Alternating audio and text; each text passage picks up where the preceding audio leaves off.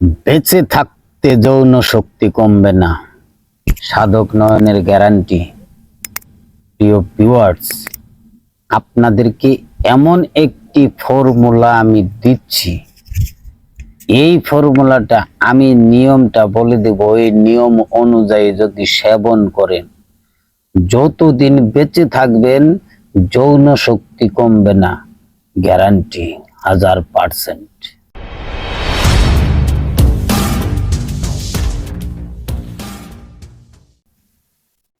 আসসালামু আলাইকুম। ওয়ালাইকুম আসসালাম ওয়া রাহমাতুল্লাহি ওয়া বারাকাতুহু। কেমন আছেন? আলহামদুলিল্লাহ, আলহামদুলিল্লাহ। আল্লাহ পাক এখন পর্যন্ত আমাকে সুস্থ রাখছে। আপনারা সকলে কেমন আছেন? আলহামদুলিল্লাহ, আপনাদের দোয়া এবং আব্বু আম্মুর দোয়া অনেক অনেক ভালো আছি। মাশাআল্লাহ, মাশাআল্লাহ। তো অনেকদিন পর আসলাম আপনার কাছে আবারও কিছু প্রশ্ন নিয়ে এবং কিছু ভাই বোনেদের সমস্যা নিয়ে আপনার কাছে আসছি, যে সমস্যাগুলো শেয়ার করব।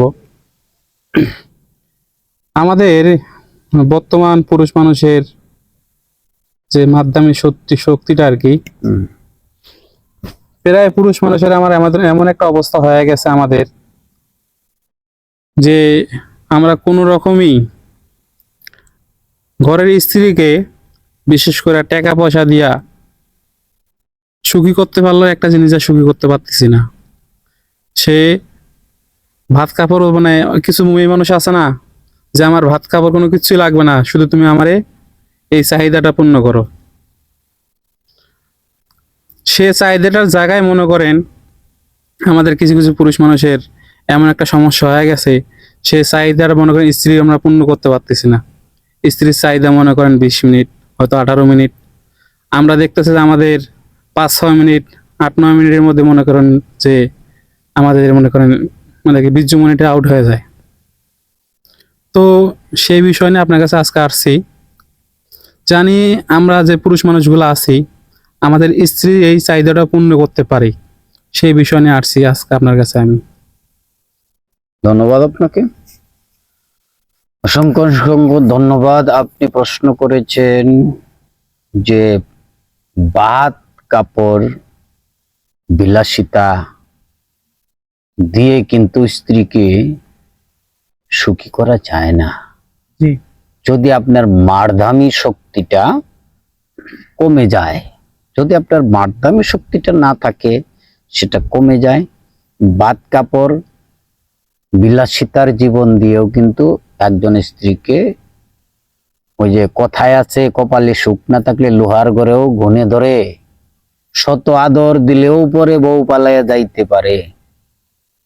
তো ভাই, আদর দিলেই কাজ হবে না, কদর আদর কদর যাই দেন, মারদামি শক্তিটা যদি আপনার অটুট না থাকে, তাহলে আপনি কিভাবে আশা করেন যে আপনি আপনার স্ত্রীকে সুন্দর একটা জীবন দান করেছেন? আপনি মনে করেছেন আমার কোটি কোটি টাকা আছে, সোনা দানা গহনা গাটি অনেক কিছু আমার স্ত্রীকে দিয়েছি, কিন্তু রাতের বেলা সময়টা দিতে পারতেছি না, তাহলে কি আর স্ত্রী সুখী হয়? কি বলেন আপনি? ঠিক। টাকা পয়সা দিয়ে তো সবকিছু হয় না। টাকা পয়সা দিয়ে সবকিছু হয় না। তাই আমি আপনার এই প্রশ্নের জন্য, আমার পুরুষ জাতি যেন কলঙ্ক থেকে বাঁচে, সেই জন্য আমি এমন একটা ঔষধি গুণ আমি আপনাদেরকে দিচ্ছি, যে বেঁচে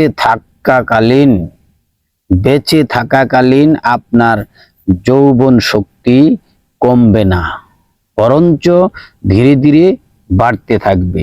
শুধু এই জিনিসটা ভাজি করে খাবেন, শুধু এই জিনিসটা নিয়মিত ভাজি করে খাবেন, দেখবেন মারদামি শক্তি দিনে দিনে দিনে দিনে বাড়ছে, কমছে না। যেমন কিছুদিন যেতে না যেতেই, বিবাহর কিছুদিন যেতে না যেতেই আমাদের মারদামি শক্তি আস্তে আস্তে কমে আসতে থাকে। তাহলে আমরা 70-80 বছর কিভাবে যৌবনটা ধরে রাখবো? আমাদের এই যৌবনটা ধরে রাখার জন্য আমরা কিন্তু অনেক রকমের চেষ্টা করি, চাওয়া পাওয়া নেই। কিন্তু দেখা যায় যে আমরা যখন স্ত্রীর কাছে যাই, রাত্রে বিছানায় শয়ন করি, তখন মন কিন্তু খারাইছে, কিন্তু মেন যে জিনিসটা এইটা খারাইতেছে। তাহলে আপনি কিভাবে আপনার স্ত্রীকে সুখী করেছেন? গহনাগাটি দিয়ে, টাকা পয়সা দিয়ে, বেড়াতে নিয়ে গিয়ে? না, এইভাবে সে সুখী হবে না। তার সুখ, ওই যে কথায় আছে, পাগলের সুখ মনে মনে। তো স্ত্রীর সুখ বিছানায়, যে রাতের বেলা স্ত্রীকে আপনি সময়টা দিবেন, সেই সময়টা সর্বনিম্ন 18 মিনিট হতে হবে। সর্বনিম্ন 18 মিনিট না হলে আপনার স্ত্রীকে আপনি সুখী করতে পারেন নাই। হয়তো আপনার স্ত্রী ভদ্র, সেই কারণে আপনাকে কিছু বলছে না, আপনি 5-7 মিনিটের ভিতরেই শেষ হয়ে যাচ্ছেন। কেউ কেউ বিসমিল্লাতেই শেষ হয়ে যাচ্ছেন, কেউ কেউ 3-4 মিনিটে শেষ হয়ে যাচ্ছেন, 1 মিনিটে কেউ শেষ হয়ে যাচ্ছেন। আপনার স্ত্রী হয়তো বা তার লজ্জার খাতিরে বা আপনাকে অতিরিক্ত ভালোবাসে বিধায় আপনাকে কিছু বলছে না, কিন্তু মনে মনে তার একটা কষ্ট রয়ে গেছে। এই মনে মনে কষ্টটা রেখে আস্তে আস্তে যদি আপনার যৌবন শক্তিটা কমে যায়, তাহলে ওই স্ত্রী আস্তে আস্তে দেখা যায় আপনার কাছ থেকে মুখটা সরিয়ে নেবে। ওই ধরনের স্ত্রী পর পুরুষের সাথে হেসে কথা বলবে, আপনার সাথে হেসে কথা বলবে না। কারণ আপনি তার মূল চাহিদাটাই পূরণ করতে পারছেন না। আপনি তার মূল চাহিদাটাই পূরণ করতে পারছেন না, তাহলে কিভাবে কি হবে? ঠিক কিনা বলেন? ঠিক। তো সেই জন্য মূল চাহিদাটা পূরণ করার জন্য আজকে আমি আপনাকে এত সুন্দর একটা পদ্ধতি দিচ্ছি, যেটা আপনার বাড়ির সামনে পেয়ে যাবেন। এটা হলো ঘটকুল ফুল। একটা কচু গাছ আছে ঘটকুল। এই ঘটকুলের যে ফুলটা হয় কলমের মতো, এই কলমের মতো ফুলটা তুলে নিয়ে ঘি দিয়ে ভেজে আপনি খাবেন। এই ঘটকুল ফুল, এই ঘটকুল কচু গাছটার নাম ঘটকুল। এই ঘটকুল কচু গাছটা আমি আপনাদেরকে দেখিয়ে দেব। আপনারা জেনে শুনে বুঝে আইডেন্টিফাই করে ওর ভিতরে যে ফুলটা ফুটেছে, কলমের মতো যে ফুলটা ফুটেছে, সেই ফুলটাকে তুলে নেবেন।